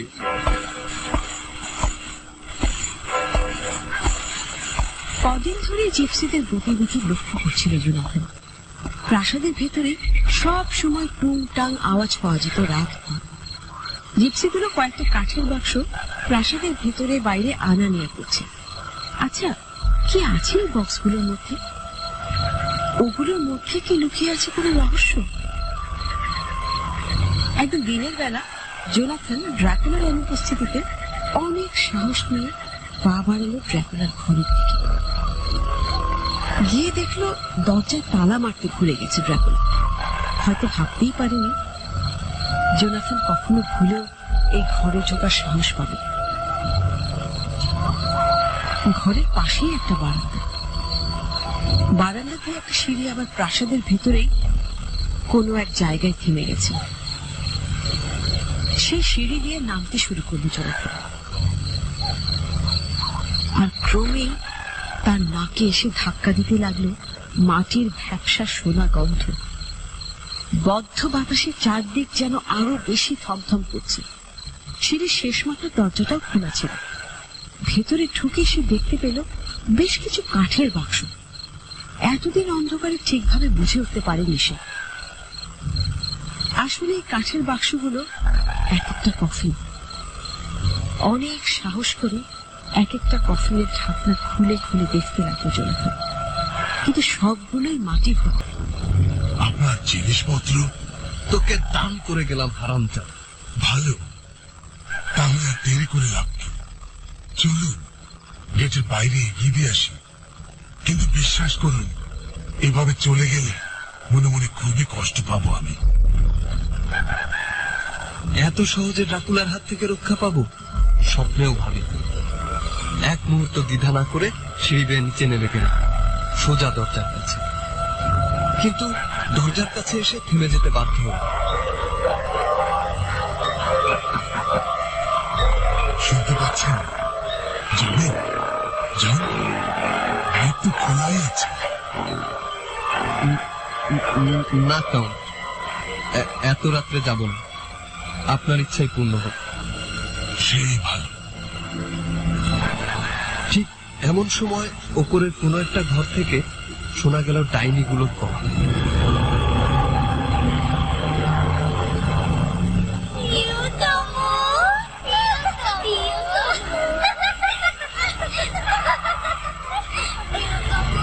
তুমি কোথায় চলেছিলে আমাদের ছেড়ে?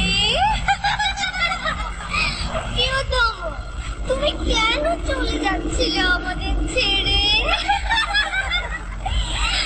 আমাদের কি তোমার ভালো লাগে না বুঝি? তুমি তো আমাদেরকে ভালো লাগানোর কোনো সুযোগই দিলে না। একটিবার আমাদের কাছে এসো প্রিয়তম, এসো। আমি কথা দিচ্ছি আমাদের কি তোমার ভালো লাগবে।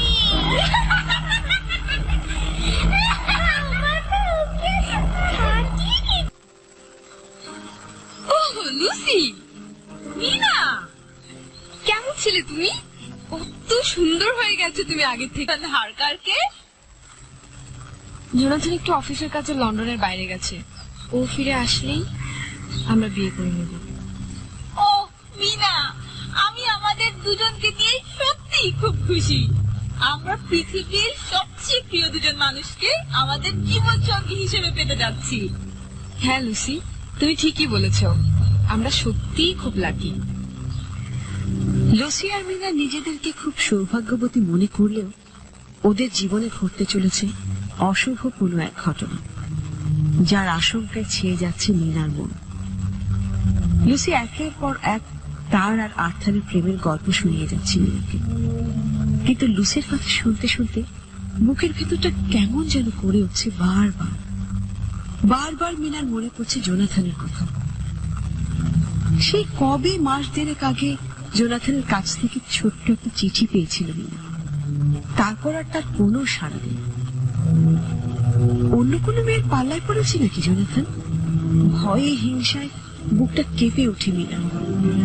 লুসির প্রেমের গল্প শুনেও হিংসা হয় মিনা। মিনা আর জোনাথন কতদিন এরকম সুন্দর মুহূর্ত কাটায় না। জোনাথন কি ভুলে গেছে মিনাকে? অনেক কষ্টে ঠেলে বেরিয়ে আসা চোখের পানি আটকে লুসিকে নিয়ে উঠে পড়ে সে। এদিকে লুসির এক প্রত্যাখ্যাত প্রেমিক জন সেওয়ার্ট রেনোফিল্ড নামে এক অদ্ভুত মানসিক রোগীর চিকিৎসা করছে সে। স্বার্থপরতা, গোপনীয়তার দুরভিসন্ধি তিনটাই প্রকট হয়ে উঠেছে ওর মাঝে। জন লক্ষ্য করেছে ইদানিং পোকা, মাকড়, কীট পতঙ্গ আর পশু পাখির দিকে সাংঘাতিকভাবে ঝুঁকে পড়েছে সে। জনের এই পেশেন্ট রেনোফিল্ডও কি বই আঁকতে চলেছে কোনো অশুভ কিছু কি? সেটা হয়তো আন্দাজও করতে পারছে না জন। রেনোফিল্ড, তুমি নাকি ইদানিং মাছি ধরে জমিয়ে রাখতে শুরু করেছো? ডক্টর, কি বলছেন আপনি? মাছি? মাছি খুব সুন্দর একটা প্রাণী।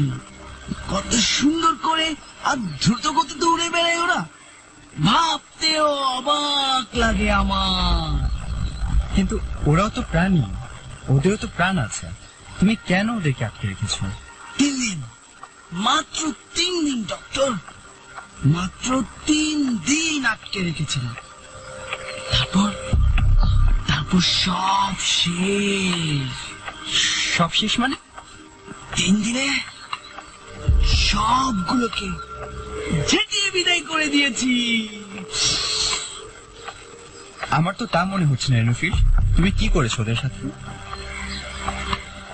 মাকড়সা, মাকড়সা, চারিদিকে শুধু মাকড়সা, মাকড়সা, মাকড়সা। পৃথিবী জুড়ে শুধু মাকড়সা আর মাকড়সা। দেখুন ডক্টর, দেখুন, মাকড়সা। মাকড়সা?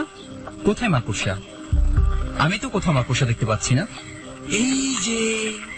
এই যে ডক্টর, এই বাক্সের মধ্যে মাকড়সা, সুন্দর সুন্দর মাকড়সা, খেতে অনেক মজা। তুমি মাকড়সা খেয়েছো রেনোফিল্ড? Hello hello. রেনোফিল্ড, এক্ষুনি ছেড়ে দাও মাকড়সাগুলোকে, ছেড়ে দাও বলছি। আপনার হয়তো জানা নেই ডক্টর, একটা জীবন্ত তাজা জীব, সেটা যাই হোক না কেন, অত্যন্ত উপাদেয় এবং তার জীবনী শক্তি উজ্জীবিত করে তোলে শতগুণ। এতগুলো চড়ুই পাখি এখানে কি করছে রেনোফিল্ড? জানালার ওপারে ওদের জন্য একটা বাসা বানিয়ে দিয়েছি ডক্টর, ওরা ওখানেই থাকে। এ কি, তুমি তো ছোটখাটো একটা বস্তি বানিয়ে ফেলেছো রেনোফিল্ড। ডক্টর, প্লিজ ছোট্ট একটা বিড়ালের বাচ্চা আমার চাই। ওর সাথে আমি ভাব করব, আমি সকাল বিকাল খেলবো, সময় হলে খেতে না চাইলেও ধমক ধামক দিয়ে খাও, দারুণ মজা হবে, তাই না ডক্টর? বিড়ালের বাচ্চা পুষলে তো ভালোই, তা বাচ্চা বিড়াল হলে হবে নাকি আসলে একটা বড় বিড়াল দরকার তোমার? ডক্টর, সাধে কি আর এত বড় হাসপাতালের এত বড় ডক্টর হয়েছেন আপনি?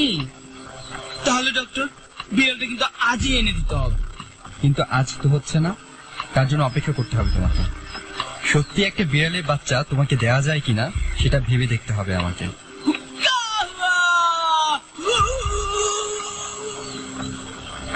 রেনোফিল্ডের পাগলামি ক্রমেই বেড়ে যেতে শুরু করেছে।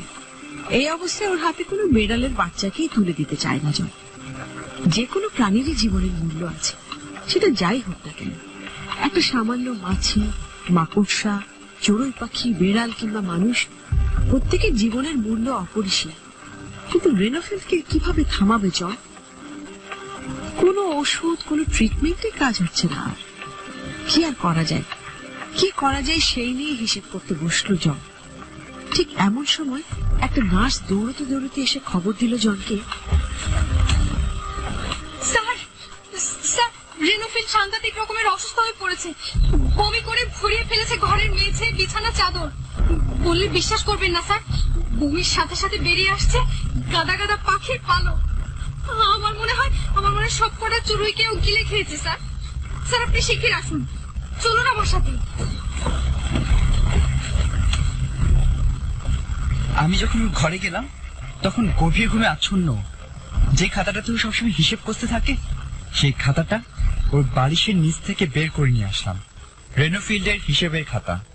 আজ পর্যন্ত সে কয়টা প্রাণীকে মেরেছে, খেয়েছে, অন্য প্রাণীকে খাইয়েছে, তার সম্পূর্ণ নির্ভুল হিসাব আছে এই খাতাটিতে। একটা পাগল কিভাবে এত সুন্দর আর নির্ভুল ভাবে অঙ্কের হিসাব রাখলো, তাই ভেবে অবাক লাগছে। জন সেফোর্ড আসলেই একজন ভালো মানুষ। কোনো জটিলতা সে বোঝে না। সে বুঝতেই পারছে না তার সাথে আর তার আশেপাশের মানুষগুলোর সাথে কি হতে যাচ্ছে। রেনোফিল্ডের হিসাব মেলানো দেখে অবাক আর খুশি হয়ে জন ভুলতে বসেছে নিজের পারিপার্শ্বিকতার অঙ্ক। ওদিকে লুসিদের কাছে খবর এসে পৌঁছায় যে সমুদ্রে নাকি গত রাতে প্রচন্ড ঝড় উঠেছিল। এর মধ্যে একটি মানবহীন জাহাজ খুবই খারাপ অবস্থায় পাড়ে এসে ভিড়ে। জাহাজে কেবল একজন মানুষেরই লাশ পাওয়া যায়। এছাড়া জাহাজ ভর্তি ছিল অনেকগুলো কাঠের খালি বাক্স। বিস্ট্রিচ থেকে লন্ডনের উদ্দেশ্যে যাত্রা শুরু করেছিল জাহাজটি। মৃত অবস্থায় পাওয়া ব্যক্তিটি জাহাজেরই ক্যাপ্টেন। তার কাছ থেকে উদ্ধার করা হয়েছে একটা কাঠের ক্রুশ, একটা ডায়েরি আর একটা ভয়ার্ত চেহারা। যেন মৃত্যুর আগে প্রচন্ড ভয় পেয়েছিল সে।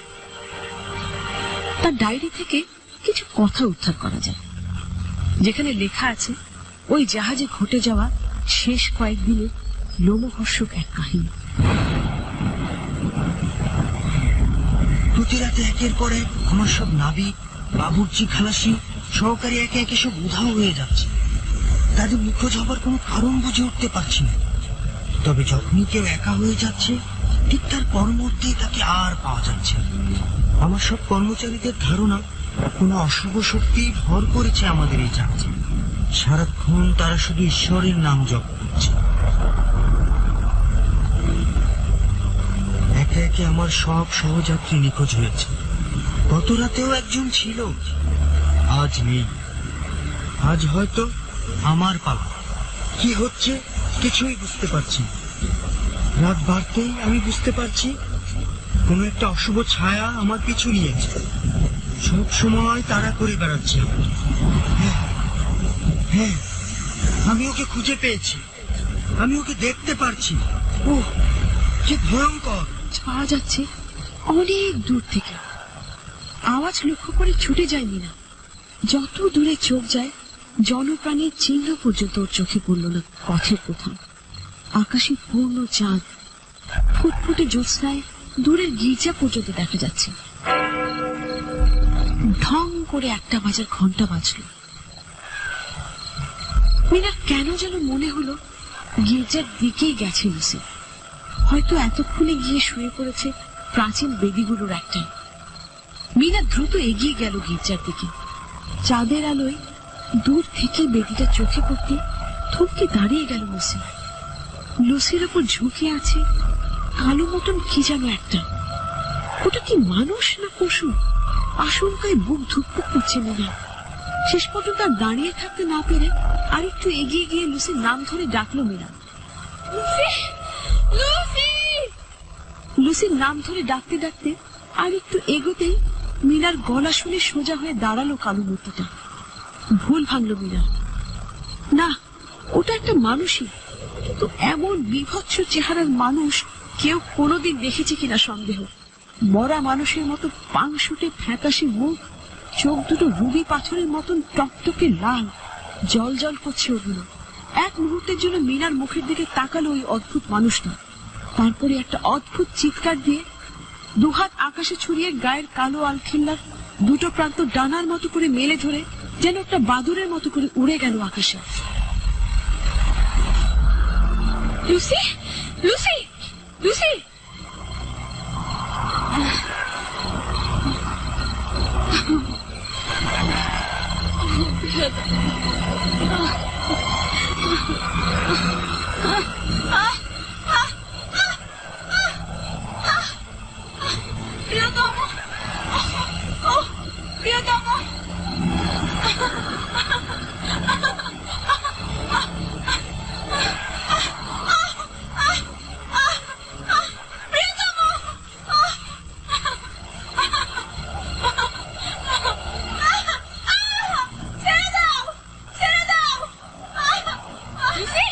লুসি, কিচ্ছু হয়নি।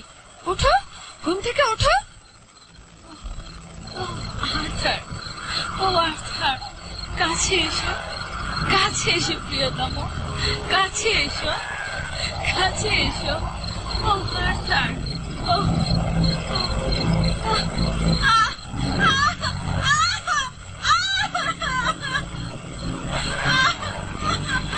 আর্থার,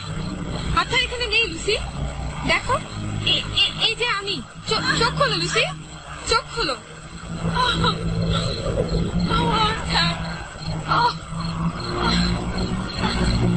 আর্থার, আমার ভীষণ ঠান্ডা লাগছে, আমাকে একটু জড়িয়ে ধরো না। ও আর্থার, আর্থার, আর্থার, আমার আর্থার। লুসি, লুসি, এই যে আমি তোমাকে চাদর দিয়ে ঢেকে দিচ্ছি, চলো ঘরে চলো। কে কে? আমি মিনা। লুসি, তুমি আমাকে চিনতে পারছো না? লুসি, আমাকে দেখো, ঠিক করে দেখো। মিনা, মিনা, আমার খুব কষ্ট হচ্ছে মিনা। কি হচ্ছে লুসি? আমাকে আমাকে বলো।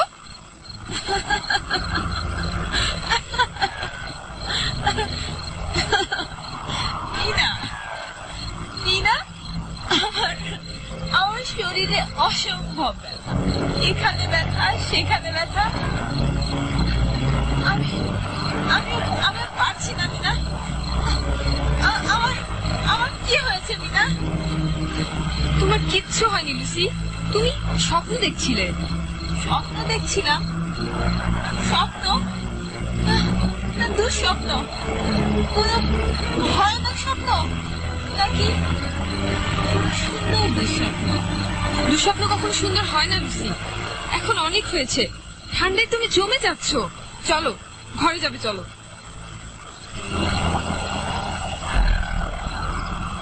জোর করে ওকে বেদি থেকে তুলে বাড়ির দিকে রওনা দিলাম।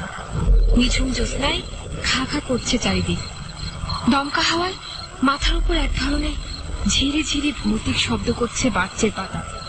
বাড়ি ফেরার পথে কোনো অস্বাভাবিক শব্দ বা কোনো জীবন্ত প্রাণী চোখে পড়ল না। লুসির জন্য মনটা খারাপ হয়ে গেল আমার। মনে মনে ঠিক করে ফেললাম, লুসি নিজের থেকে না বললে ওর ওই অস্বাভাবিক অভিসারের কথা আমি কাউকে বলবো না, লুসির মাকেও না। আর চাঁদের আলোয় গেছের পেদিটার কাছে যে ঘটনাটা ঘটলো তা কাউকেই বলা যাবে না। বললে কেউ বিশ্বাস তো করবেই না, উল্টো পাগল ভাববে আমাকে। ঘরে ফিরে চাঁদের আলোয় ভালো করে দেখলাম আমি, কেমন যেন ফ্যাকাশে লাগছে লুসিকে। কি হয়েছে লুসির সাথে? এত নিষ্পাপ একটা মেয়ে নিজের অজান্তেই কি এই ভুলের কাছে পা বাড়ালো, নাকি ওকে কেউ বশীভূত করেছে নিজের উদ্দেশ্য হাসিল করার জন্য? কাল থেকে ঘরে তালা মেরে রাখতে হবে আমাকে, যাতে লুসি চাইলেও ঘুমের ঘরে বাইরে যেতে না পারে, বা ওকে কেউ ঘর থেকে বাইরে বের করতে না পারে। সকালে অনেকক্ষণ পর ঘুম ভাঙলো লুসি। খুব সাবধানে তাকে জিজ্ঞেস করলাম, লুসি, কাল রাতে কি হয়েছিল তোমার? মনে আছে? মনে পড়ছে কিছু? না, আমার আমার কেমন যেন ভয় ভয় করছে। কিসের ভয়? ঠিক তোমাকে ঠিক বোঝাতে পারবো না আমি। রাতের বেলা, বিশেষ করে গভীর রাতে ভয়ঙ্কর সব দুঃস্বপ্ন দেখি আমি। মনে হবে লুসি, আমি তো তোমাকে এক মুহূর্তের জন্য একা ছেড়ে কোথাও যায় না, তুমি তো সেটা দেখোই। তবু আমার একা লাগে। আমার মনে হয় তুমি আর্থারকে খুব মিস করছো। তোমার দিন রাত আর্থারের। আমি ওখানে যেতে চাই না, আমার ভয় করছে, আমি আর সহ্য করতে পারছি না। অসহ্য, অসহ্য।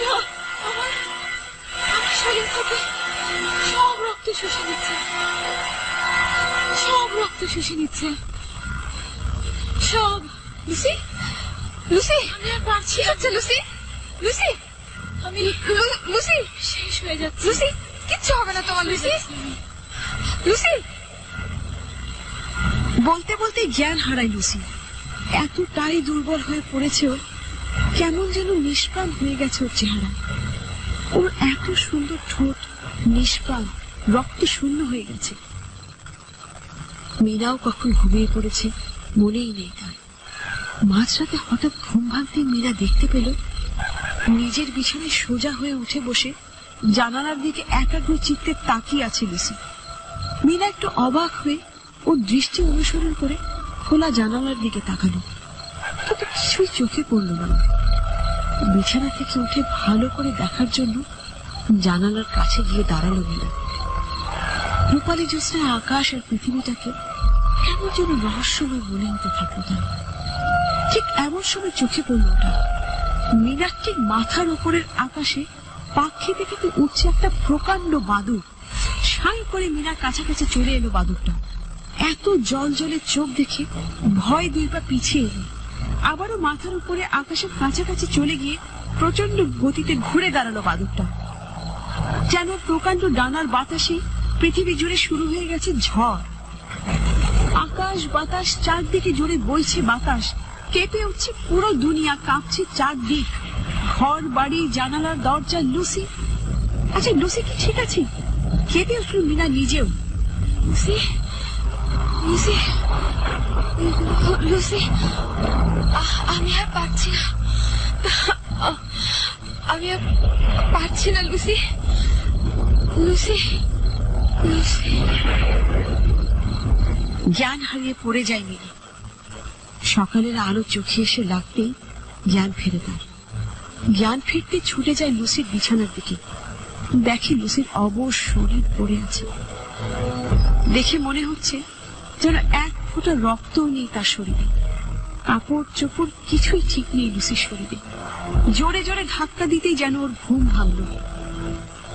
ওর মুখের হাসি দেখে মনে হচ্ছে কিছুই হয়নি ওর সাথে। একেবারে স্বাভাবিক ভাবে উঠে বসলো, আর 10টা সাধারণ দিনের মতো একেবারেই স্বাভাবিক হয়ে গেছে লুসি। তাই কাল রাতের ঘটনাটা আর কাউকেই জানালো না মীনা। এতদিন পরে লুসিকে দেখে ভালো লাগছে মীনা, কিন্তু জোনাথনের কথা খুব বেশি করে মনে পড়ছে তার। কতদিন হয়ে গেল, এখনো পর্যন্ত কোনো খবর পাওয়া যায়নি জোনাথনের। এক অজানা আশঙ্কায় মীনা তার সারা দিন পার করে দিল। রাতে লুসি ঘুমিয়ে পড়তে দরজায় তালা দিয়ে ঘর ছেড়ে বের হলো মীনা। সমুদ্রের কাছে গিয়ে খুব কাঁদতে ইচ্ছে করছে তার। কাঁদতে কাঁদতে কানে আসলো সেই চিৎকার।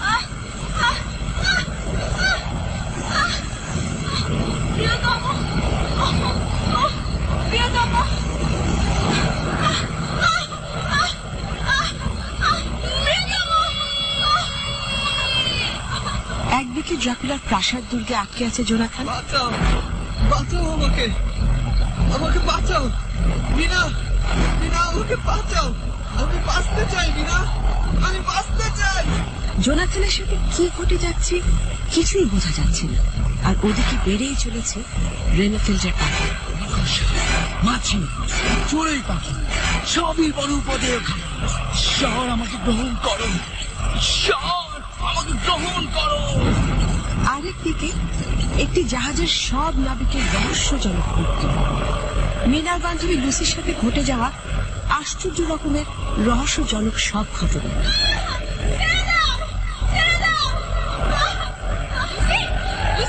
কিচ্ছু হয়নি, ওঠো, ওঠো। আয় তুমি, এদিকে আয়, ছুটে আয়।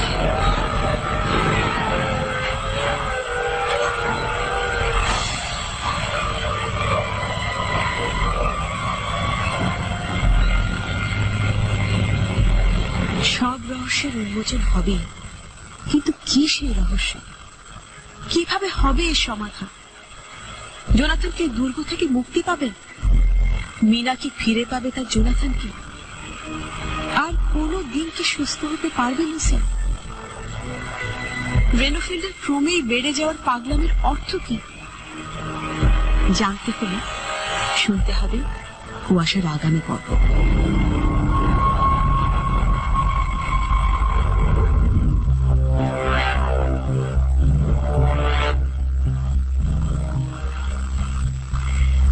সব প্রশ্নের উত্তর জানতে গেলে থাকতে হবে কুয়াশার আগামী পর্বে। অর্থাৎ আজকে শেষ হয়নি ড্রাকুলার কাহিনী, আজকে ছিল ড্রাকুলার গল্পের, ড্রাকুলার কাহিনীর প্রথম পর্ব।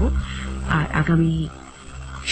আগামী সোমবার শুনবো আমরা এর শেষ পর্ব। অর্থাৎ আগামী সপ্তাহে আমরা শেষ করবো ড্রাকুলার এই কাহিনী। এবং ব্রাম স্টোকারের লেখা আজকের কাহিনী ছিল ড্রাকুলা, যার ছবি আমরা অনেক দেখেছি, অনেক ছবি দেখেছি ড্রাকুলাকে নিয়ে, বই পড়েছি।